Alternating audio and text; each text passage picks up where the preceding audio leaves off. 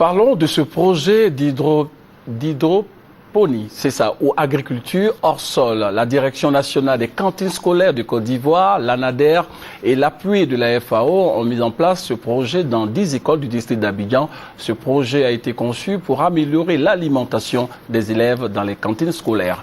Pour en savoir davantage, je vous invite à suivre ce compte-rendu signé Patricia Omo-Etia. Ici, à l'école primaire publique EECI dans la commune de Marcory, c'est jour de récolte des produits du potager hors sol. L'école a expérimenté la culture de l'hydroponie ou agriculture hors sol avec l'appui de la FAO. C'est une technique de culture hors sol, où le sol est remplacé par des substrats. Ça peut être des fibres de coco, ça peut être des coques d'arachide, des balles de riz.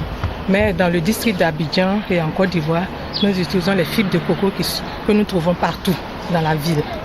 Et c'est ce qui nous permet de produire la tomate, plusieurs types de légumes, les laitues que nous pouvons consommer à domicile.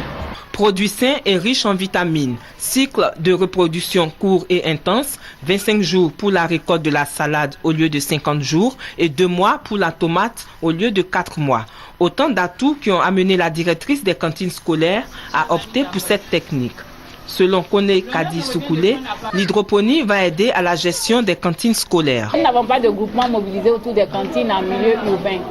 Donc, sans groupement, si nous avons le projet dans une école primaire publique, ce projet peut permettre, lorsqu'on vend une partie de la récolte, de pérenniser la cantine. Et une partie revient aux rationnaires qui peuvent avoir des légumes dans leurs assiettes. En plus de Marcory, les communes de Bingerville, Adjamé, Cocody et Yopougon ont expérimenté la technique de la culture hors sol. Le projet se poursuit et va s'étendre à toute la Côte d'Ivoire.